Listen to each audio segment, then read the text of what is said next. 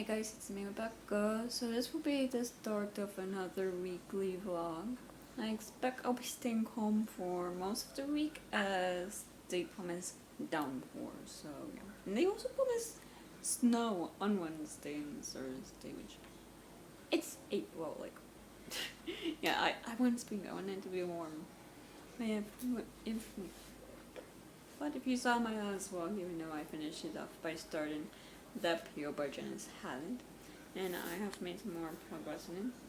I'm on page 174 of it, and I am intrigued on it. It is still like kind of the build up to the murder, I'm guessing, to the death, as we haven't seen the body yet, so yeah. But with this fundraiser, the grandfather of the girl puppy, he seems to kind of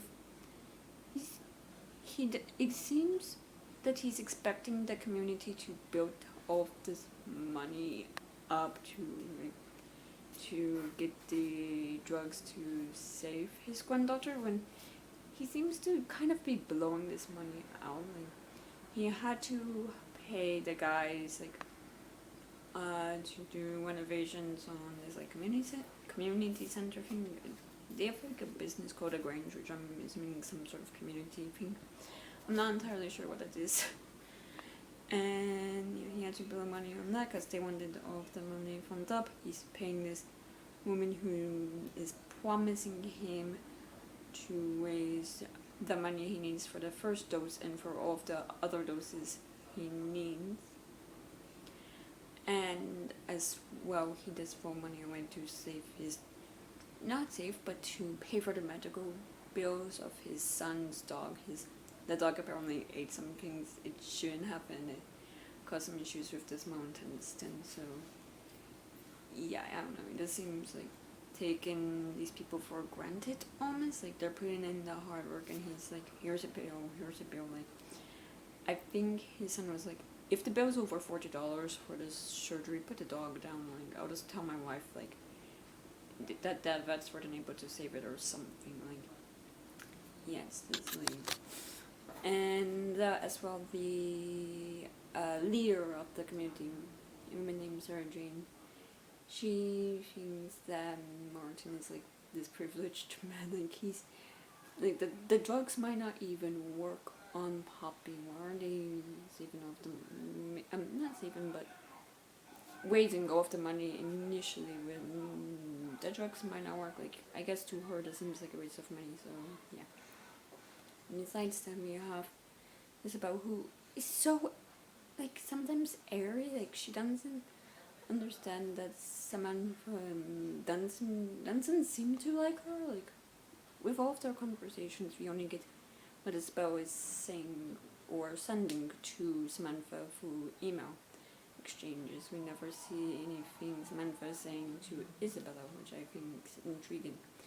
We also we do know that Samantha does wish for Isabella to be moved out of the ward, maybe out of the hospital, through her communication with him in HR named Claudia. So yeah, there's that, and Samantha's issues with the doctor on Poppy's case, Tish, I believe, with something about Samantha, maybe one of Tish's brothers, like her youngest brother. So there's a lot of stuff going on, a lot of things that makes me intrigued, and yeah, so far I'm looking into it. I think for the rest of the day I will try and... It's a Sunday, by the way, and it's Easter Sunday, by the way, so happy Easter if you celebrate. For when this video goes up, it will be way past Easter soon.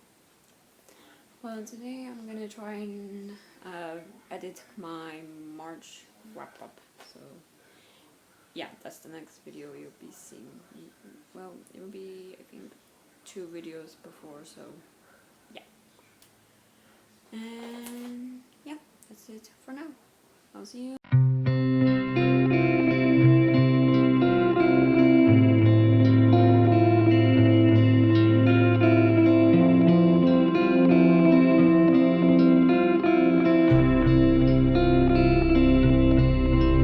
So it's the next day, and as you saw, I was able to go for a bit of a walk this afternoon while I was out running some errands and whatnot. It was quite quiet. I don't know if it's because it was Easter yesterday or if it's like busy Monday, like afternoon, but yeah, very quiet, which I liked, and it was very beautiful. And while I was out, I did have time to do some reading, and I'm now on page 246 of the appeal, and still intrigued. It seems like someone within this group is trying to sabotage this fundraiser for some reason.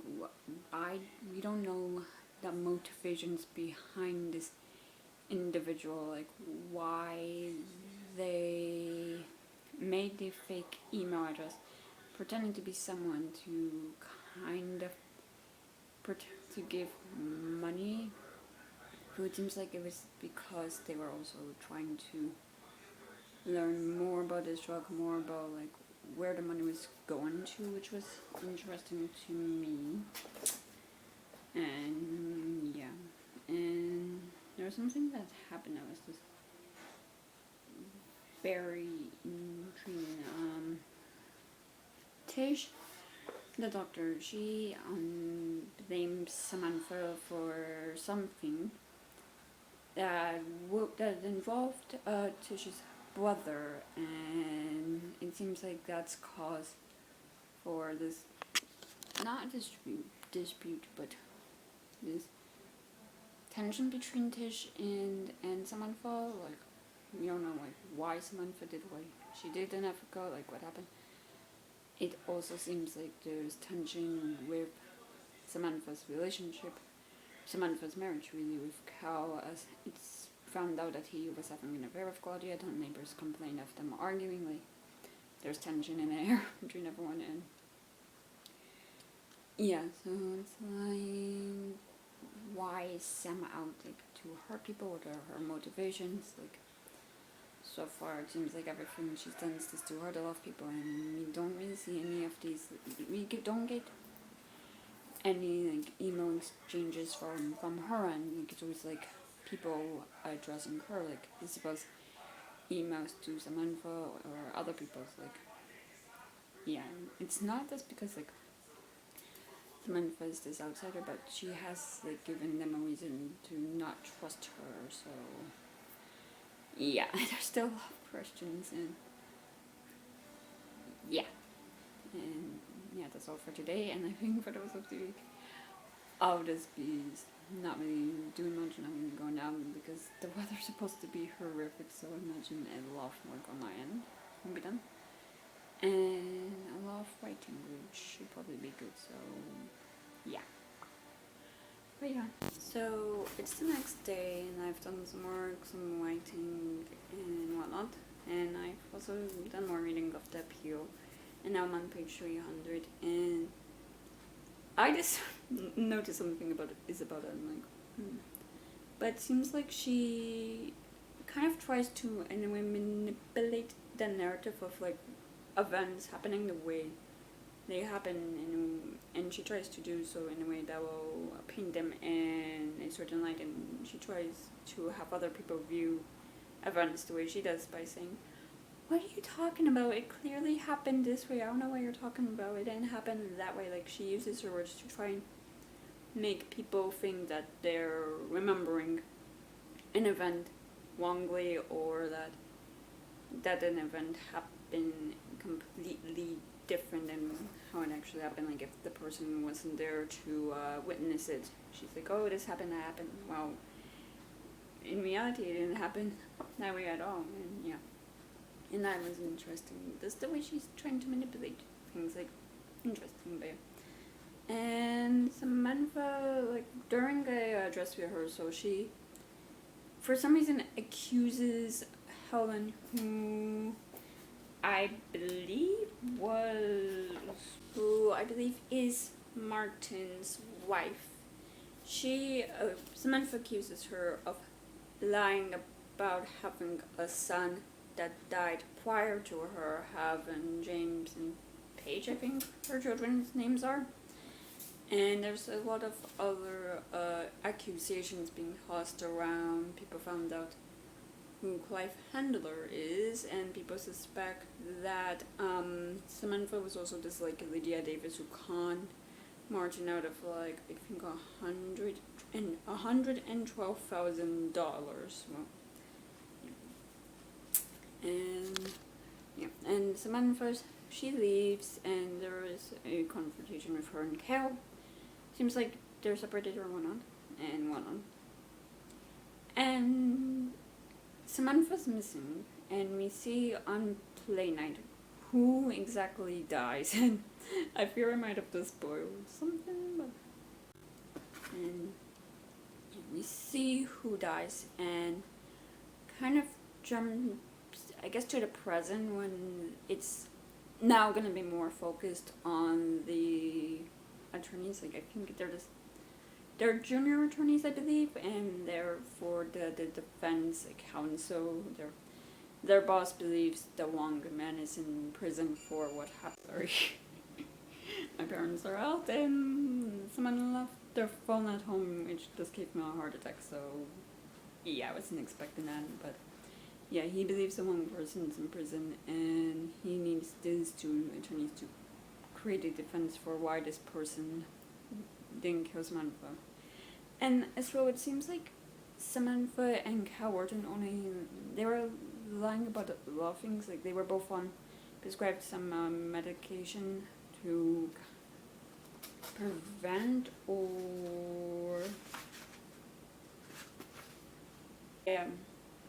they both contacted hepatitis C. I am butchering that they contacted when they were in Africa, and they both failed to disclose this information to the hospital they're working at. And so that's interesting, like why would they hide about that fact? So yeah, and we also learn what exactly happened in Africa with Samantha, Tish, and Tish's brother. It seems like the brother was running this clinic where he and his staff were kind of taking advantage of their position and kind of exchanging like food, shelter, like basic hygienic supplies, and for certain favors from the women and children that they were supposed to be helping. So yeah, so I'm intrigued to see if that actually happened. I'm inclined to believe the women and children, of course, or if there's other stuff going on, like, yeah, it also seems like that there is something going on back home in England with Martin and some of the staff of the Grange, because they were able to identify who Lydia Drake is. Like they were able to find that the computer she was using traced back to a computer at the Grange, and under a computer owned by a woman named Magda, I don't know if that's how you pronounce it, a Polish woman who works as a receptionist there. And yeah, it seems like Martin, Glenn, James, they all kind of don't want Sarah Jane, who is the one who told them about this information, to say anything else. Like, yeah, so there something else going on. So yeah. But yeah, I'm still liking it, and yeah. So it's the next day, and it's another gloomy day, and you can probably tell with how dark it is at the moment, and yeah. But I have done some work, some writing and whatnot, and some reading, of course, and I mean, that's why I'm here to update you.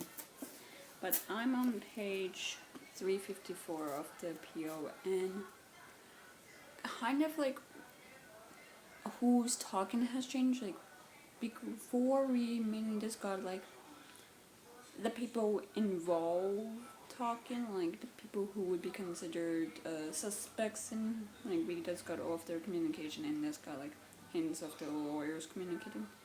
Now that who's dead is dead, it seems like it's just the lawyers talking, and there's something like on page 352 that's a bit like I don't know if this is normal practice, but they're like junior lawyers trying to help their boss, and their boss isn't.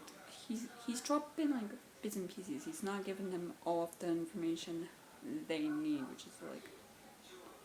So I don't know if it's like it's part of their training, like, or whatnot. I just don't really know why, but they do point out there's kind of like this social hierarchy in a community with the Haywards, Wiswicks, the Darings, and McDonald's kind of being on top of this social chain, and everyone in the community is trying to fight for a place like in their social circle, and like people being friendly to one another or backstabbing another to be in league with one of these families. And it's also why Isabel is kind of not really like in favor of anyone, because she's on the bottom of this social ladder. So that is interesting to see this, like, the, I guess, hierarchy, like, power some of certain families hold in a community, and someone who is an outsider, she gets in and slowly, like, kind of being allowed to intermix with this group until she starts to kind of snoop around into other people's business, and they don't like that. So yeah, and these lawyers, they're kind of ongoing theories on who killed Sam, who would be convicted if it's that theory or that theory. Like, it seems like the person who with the lawyers, they're ongoing theories on who killed this individual, their motivation, who would be convicted, and yeah, it's interesting to read that. Like, there's the theorizing part, like trying to gather all of the facts and see like what sticks, what's the most plausible, and yeah, like, I mean, so far it seems like number one suspect is the spouse, but I mean, most often than not, and this is something that's pointed out in the book, when someone is killed, number one suspect is always the partner, the spouse, one else, and in the case, the spouse did have a reason for murdering their partner, so yeah, that's interesting. And yeah, we're learning a lot of things about the characters, certainly about Martin, and who exactly Isabel like was emailing. And it seems like a lot of people, like, they seem a bit more tech savvy than they meant. Like, they're able to create fake email accounts, hack into other people's emails, form like not aliases, I think, or just create email accounts just to email randomly. So that is interesting. And what I'm also liking is these two lawyers, these two outsiders to this community. They think certain people are speaking in code. Example is Tish and Martin's correspondence, where they think the medicine for Poppy, I'm not gonna try to pronounce it because I have a feeling I'll butcher it, but the files of it, they think it's code for certain files Tish might have on Martin. So yeah, and what is more? I'm liking it a lot still. Again, don't want to spoil what exactly is happening, but it is a journey. So yeah.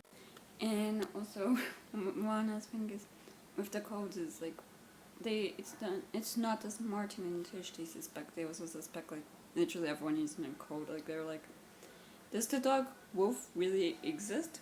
Like, could he be a code for something else? So yeah, I just thought that was a bit funny, but I kind of say like, Wolf is kind of an unoriginal name for a dog. Like, it's a bit too silly. I mean, everyone has their own taste in names for pets, so.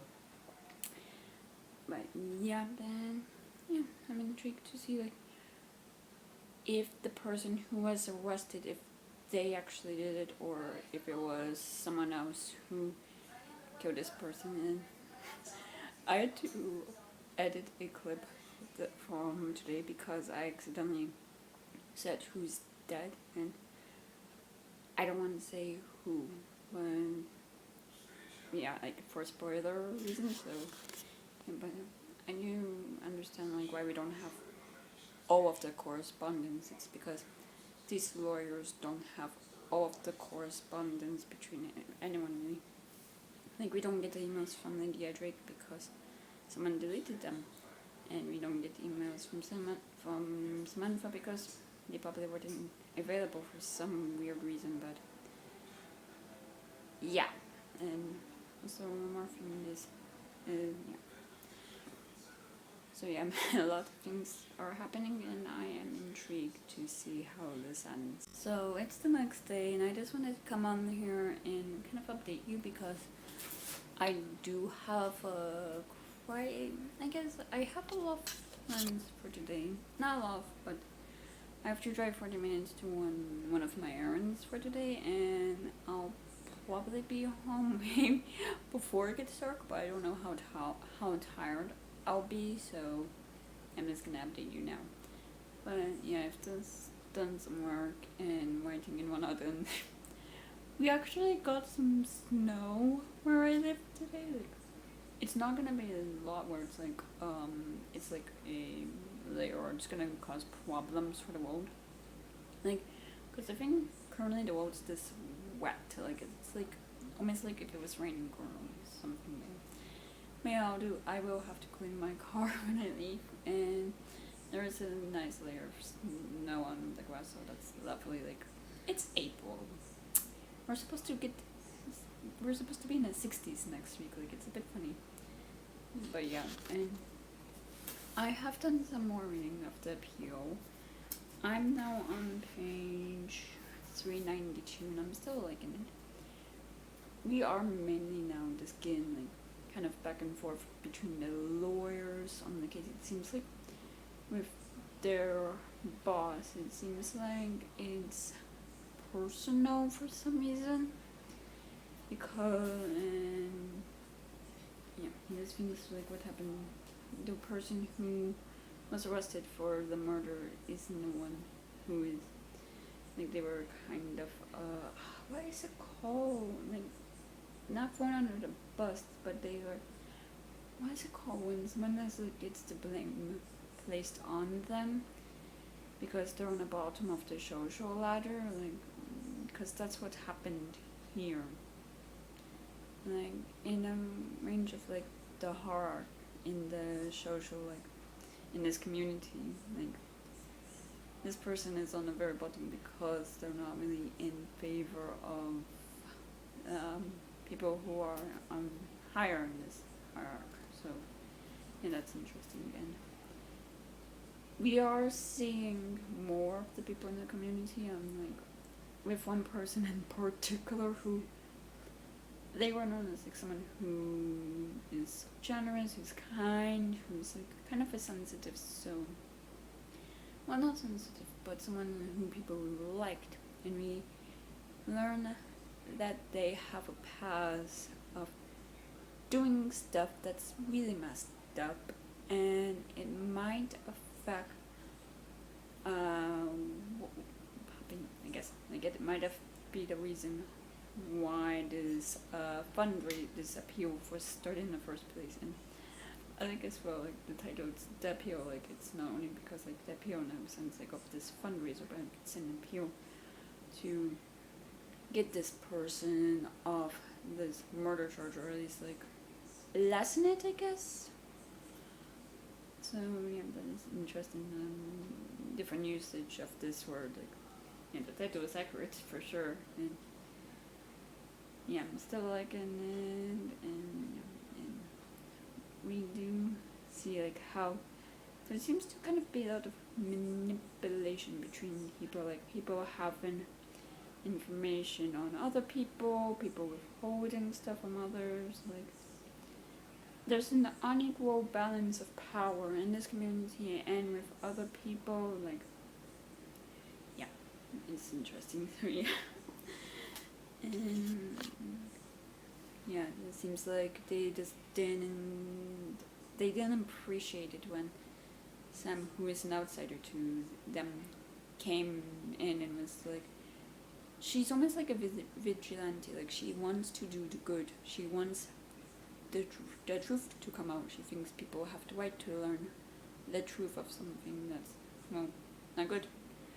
And the people of this community, they try to silence her, like, with what she did the same thing back in Africa, and she was silenced in a manner like she just got sent home. But yeah, I don't know. She wants to do good, and she did face the consequences of the fact, like, the people just did not appreciate it, that she comes in and is trying to mess with the order of things. Like, they have an order of like how they want, like, certain people are respected, certain people are just like ignored or disrespected. And yeah, I don't want to say anything more in fear of me accidentally saying something spoilery, but yeah, I'll definitely be finishing this today, and I might update you later, so we shall see. So I just got home, and I'm not as tired as I thought I would be. So I did have to drive 40 minutes, and yeah. But while I was waiting, I did finish the peel, and I did like it through. There were some bits of the ending that I just like, that were just a bit like washed, or just didn't make sense, or that just weren't entirely like wrapped up. So the actual murderer is caught, who this feels like I like the fact of like the fact it's emails and text processing is like it allows the person to just leave the phone like with their spouse and have their spouse post while like they're out committing the murder. So that's interesting. And I did like, and then like Tish, she is back in Africa, and she thinks she's being haunted by the disease, or she thinks like the disease didn't really die, like that somehow they think they're deaf and is still in Africa, and came back to Africa, so she thinks she's being haunted by her, which I think is interesting because it's like she's haunted by her actions. She's haunted by the fact her brother kind of in a way manipulated her, like painted himself in a certain way when he was with his family and didn't show his true self.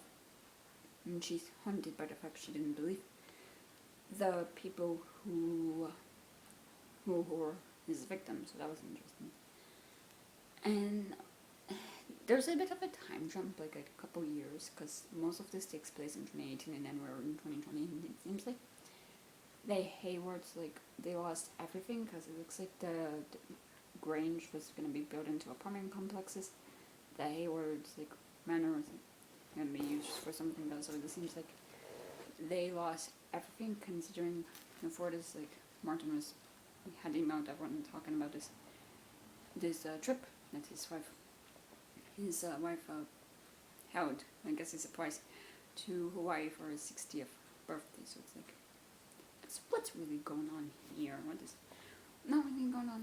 What happened in those 2 years? Like, was it revealed that everything was a lie? Like, I'm just very curious for more details. But yeah, overall, I did enjoy this a lot, and I'm giving it 4 stars. So yeah. I'm not entirely sure of my plans for tomorrow. I have some, but I don't want to speak them out. I've learned many times that I just jinx it whenever I do that. So yeah, I'm not going to say anything, but yeah. And my next read will be Heaven's Official's Blessing by Mozong Tongshu. So I'm excited for that. So yeah.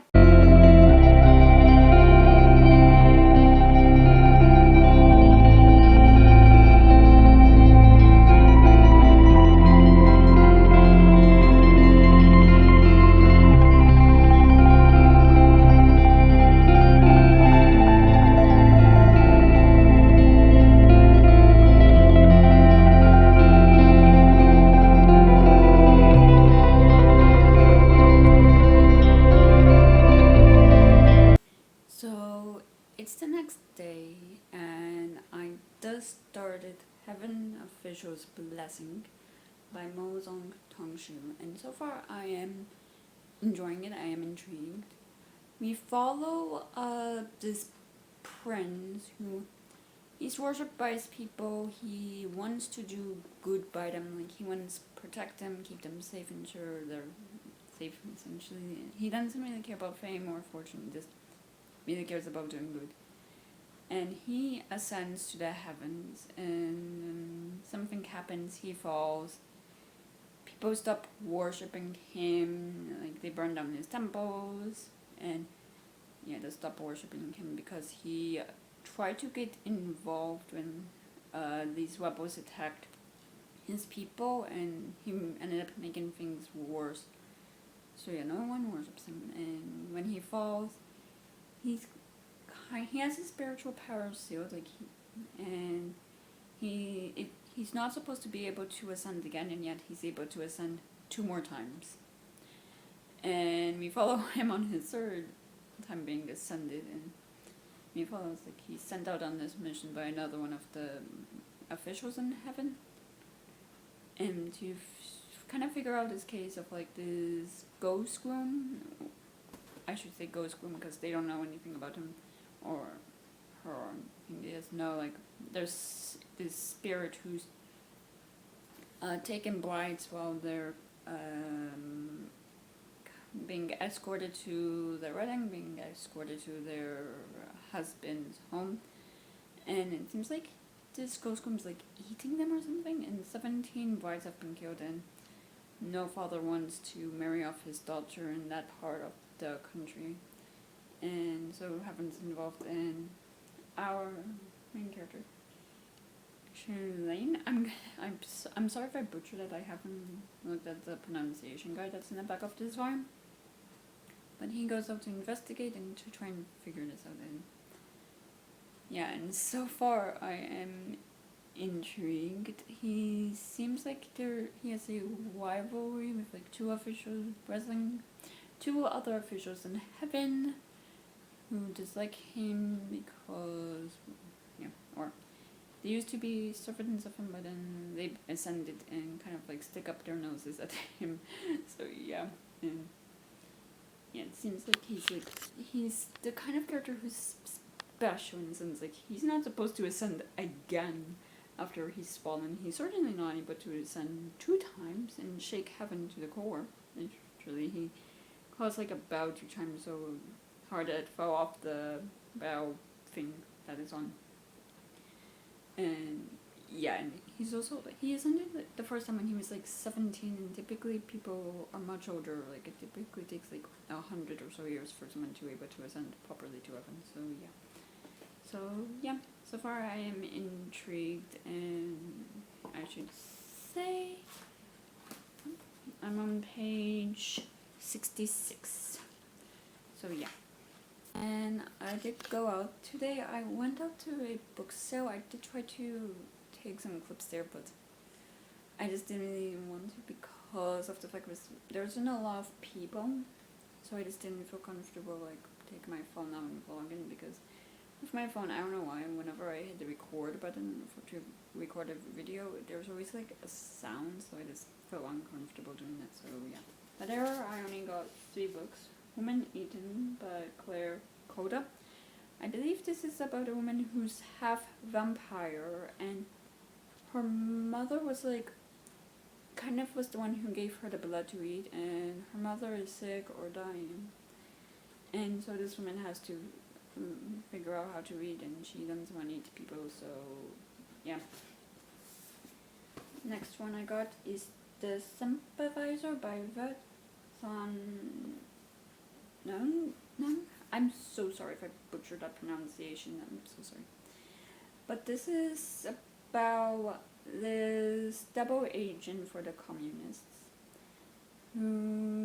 He's half French, half Vietnamese. This takes place, I believe, during the Vietnam War, and he comes to America after the fall of Saigon and is building a new life with other Vietnamese refugees in Los Angeles, who is secretly reporting back to his communist superiors in Vietnam. And yeah, this seems intriguing to me, and read like a powerful read, I guess. And lastly is Snowflower and The Secret Fan by Lisa C. This takes place in 19th century China, and it's about this young girl who is paired with a low tongue or a old same in an emotional match that will last a lifetime. And this low tongue named Snowflower, she introduces herself by sending Lily a silk fan on which she has written a poem in a unique language that Chinese women created in order to communicate in secret and away from the influence of men, and yet it is passed letters to one another over years, and they just go through so much tribulations together. It does seem very interesting to me, so yeah. And also, as you saw, I did go for a bit of a walk, and it was lovely. But it did get a bit chilly, which is why it cut short. But still, after like 2 days of rain and yesterday morning when it did snow for a bit, yeah, I just wanted to walk. So yeah, and I think for the rest of the day, I'm just gonna try and do some more work, and write a bit. And yeah, I'm not sure if my plans for tomorrow will still occur or what, but we shall see. Highly likely they will occur, but I'm not gonna say anything because again, I'm afraid I'll jinx something.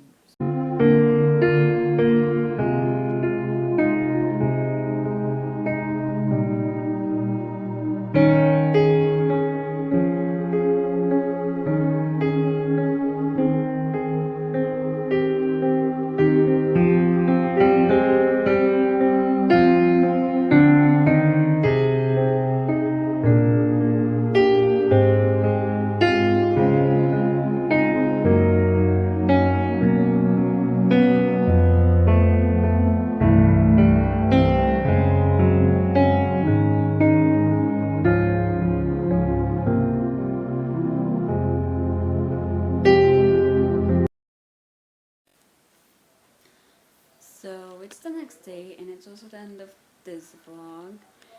And as you saw, I did go for a bit of a walk this morning and went to a couple library book sales.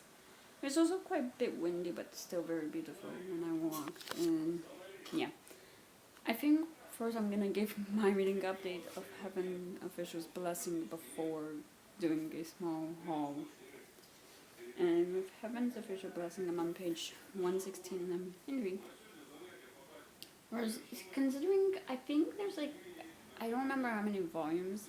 This is like one very long novel, I believe.